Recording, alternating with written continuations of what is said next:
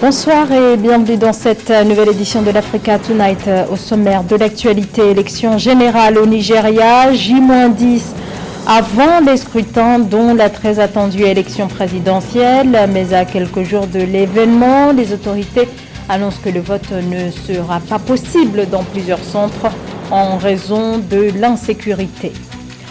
Engagement de la Banque Ouest africaine de développement en faveur du gouvernement burkinabé. L'institution annonce un soutien accentué afin de développer des secteurs tels que la santé, l'éducation ou l'agriculture.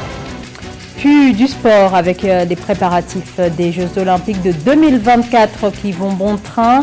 Les pays s'activent à l'instar de la Centrafrique. Gros plan à suivre dans ce journal.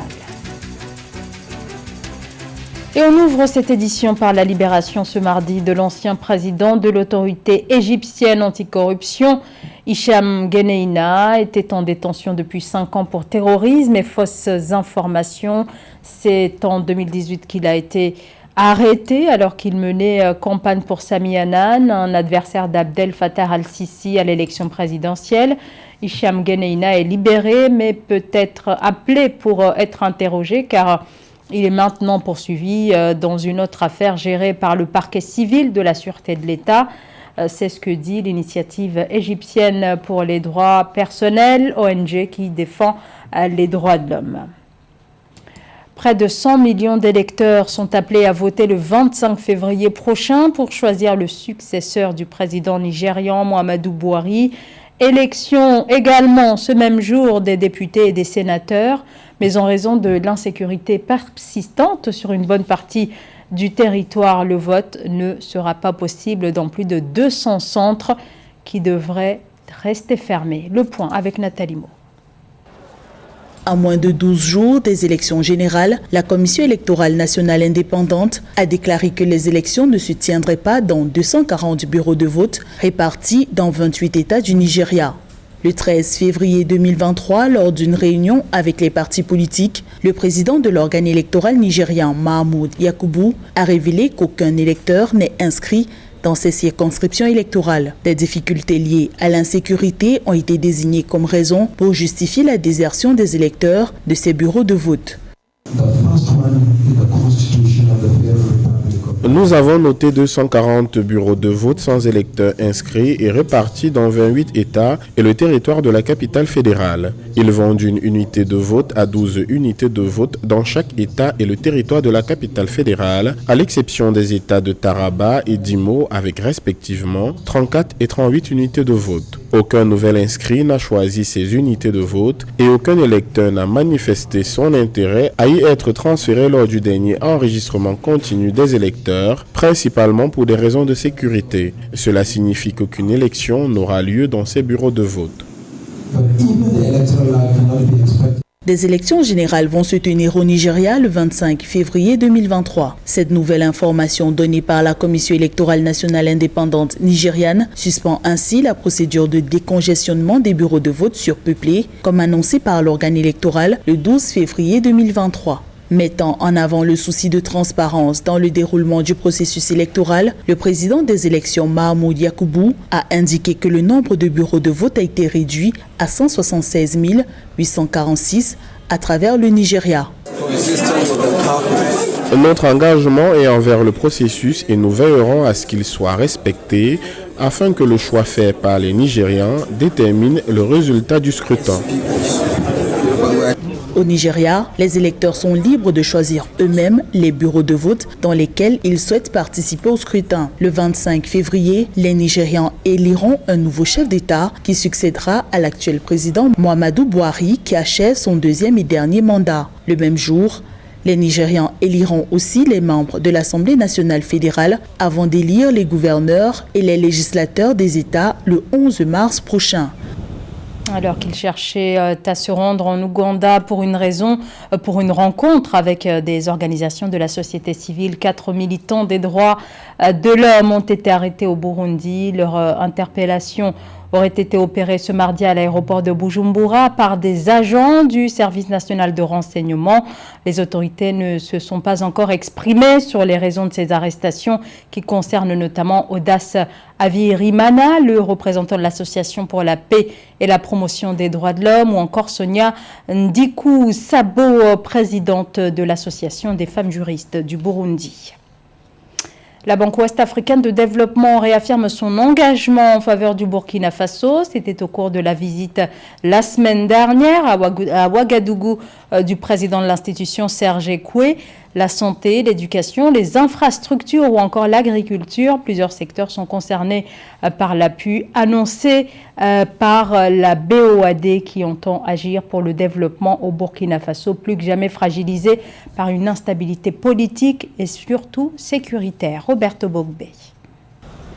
Au cours de la rencontre entre le président de la Banque ouest-africaine et des membres du gouvernement de transition du Burkina Faso, les deux parties ont, en plus des questions de développement et d'infrastructure, parlé du budget relatif à l'énergie, à l'agriculture, à l'habitat, ainsi qu'au capital humain, précisément en termes de santé et d'éducation. Selon Serge Ekoué, président de la BOAD, les échanges étaient surtout axés sur le plan d'action pour la stabilisation et le développement. La BOAD est l'arme financière et l'arme de développement de nos pays.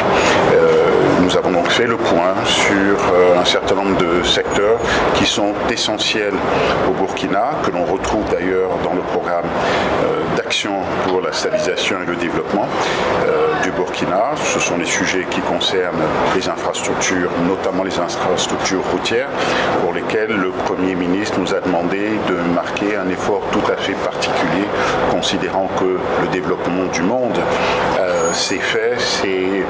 a pu se réaliser parce que les infrastructures routières ont pu être développées et de ce point de vue, le Premier ministre a été particulièrement éloquent. Les deux parties ont convergé vers des axes principaux de développement comme les questions d'infrastructure, d'agriculture, d'énergie, d'habitat social. La Banque ouest-africaine de développement a donc un rôle clé à jouer dans ce processus et les autorités burkinabées espèrent qu'elle accordera une attention particulière à l'offre en termes de routes et au secteur privé dans le cadre de ses activités. L'échange avec le Premier ministre sur l'ensemble de ces sujets importants impose des priorités aux différents acteurs. Nous sommes convaincus que si on arrive à développer des infrastructures, on peut booster facilement le développement. À côté, nous avons la question du secteur agricole et de l'énergie qu'il faut également développer. Mais un élément important qu'il faut regarder à côté, en plus des appuis donc, au gouvernement, c'est l'appui au secteur privé. Parce que c'est le secteur privé qui fait l'économie et nous avons demandé au président de la BOAD d'accorder une attention particulière au secteur privé du Burkina qui a besoin vraiment d'avoir une bouffée d'oxygène pour pouvoir contribuer au développement économique et social. Rappelons que la BOAD célébrera ses 50 ans le 14 novembre 2023. Cet événement sera l'occasion pour la banque de faire un bilan de ses activités et de se concentrer sur les nouveaux défis à relever pour le développement de la région ouest-africaine. Le virus de Marburg en Guinée équatoriale et la convocation d'une réunion d'urgence par l'Organisation mondiale de la santé, c'était ce mardi 14 février. En à peine un mois, 9 personnes sont décédées des suites de cette maladie à l'est de la Guinée équatoriale. On dénombre également 16 cas suspects. À ce jour, il n'existe aucun vaccin ou traitement antiviral approuvé pour traiter le virus. Pour rappel, le virus de Marburg, qui appartient à la même famille qu'Ebola, se transmet à l'homme par les chauves-souris et se propage dans l'espèce humaine par contact direct avec des fluides corporels des personnes infectées ou avec les surfaces et les matériaux. Retour à présent sur l'inauguration au Cameroun du siège de la Confédération africaine de boxe. Le siège se trouve au cœur du quartier Omnisport dans la capitale Yaoundé. C'était le 13 février dernier qu'a eu lieu cette inauguration en présence notamment du président de l'Association internationale de boxe amateur, Le Point en images. Dans ce reportage signé Séverin Duque. Le siège de la Confédération africaine de boxe, CAB, se trouve désormais au Cameroun. Le président de la Fédération internationale de boxe, Oumar Kremlev, en visite au Cameroun, a inauguré les locaux du siège de l'institution ce 13 février 2023. Un acquis que confèrent les textes de la CAB que le président Bertrand Mendoga avait inscrit en priorité après son élection le 16 juillet 2022.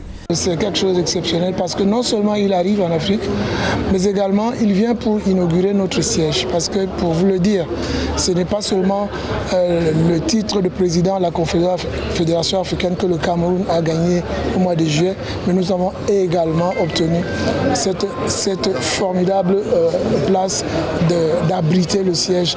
Le Cameroun regorge d'une pépinière d'espoir dans la boxe. Le pays est une terre de boxe qui a notamment fait de nombreux champions dans la discipline, à l'instar de Issa Hamza ou encore de Hassan Damdjikam, malheureusement enrôlés sous d'autres cieux pour déficit infrastructurel et d'encadrement.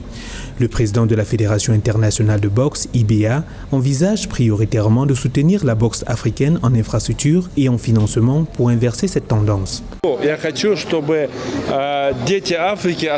J'aimerais qu'à l'avenir, les jeunes boxeurs camerounais restent au pays parce que nous allons œuvrer à faire parvenir les soutiens matériels et financiers pour développer et valoriser ce sport localement, de telle sorte que les athlètes ne soient plus tentés de partir à l'étranger. Oumar Kremlev a été réélu à la tête de la Fédération internationale de boxe en fin d'année 2022 pour un nouveau mandat de 4 ans, en partie grâce aux voix africaines. La Centrafrique se prépare activement pour les Jeux Olympiques de 2024 prévus à Paris. Mais avant que les autorités ne tentent de mobiliser les troupes, il faut dans un premier temps résoudre les dissensions internes, des divergences sur lesquelles le ministre des Sports et le président du Comité national olympique se sont exprimés. José Douglas. Gilbert Grésanguet est le nouveau président du comité olympique et sportif de la Centrafrique et remplace Jacob Betsi. Jean-Gilles Grésanguet, ancien sportif et secrétaire général du comité olympique, c'est tout naturellement qu'il est devenu le nouveau président en novembre 2021.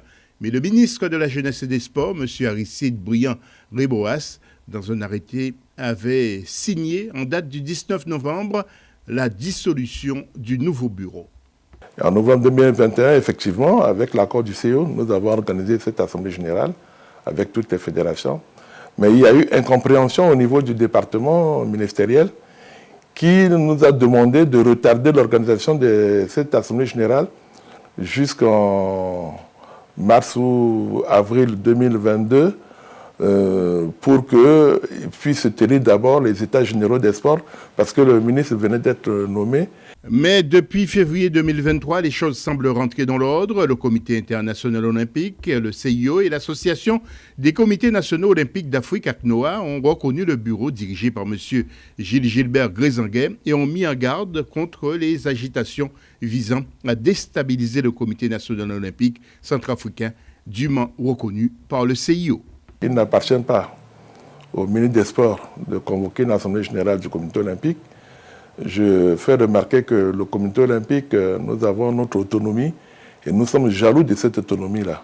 Plusieurs athlètes centrafricains ont reçu des bourses pour préparer les JO de 2024, des athlètes vivant hors du continent et sur qui le pays compte pour amener des médailles. Nous avons les dossiers de nos boursiers olympiques que nous avons envoyés ici en France et un peu partout pour qu'ils puissent se préparer pour les Jeux olympiques. Donc nous avons préparé des athlètes au niveau de la fédération de boxe, de judo, de taekwondo.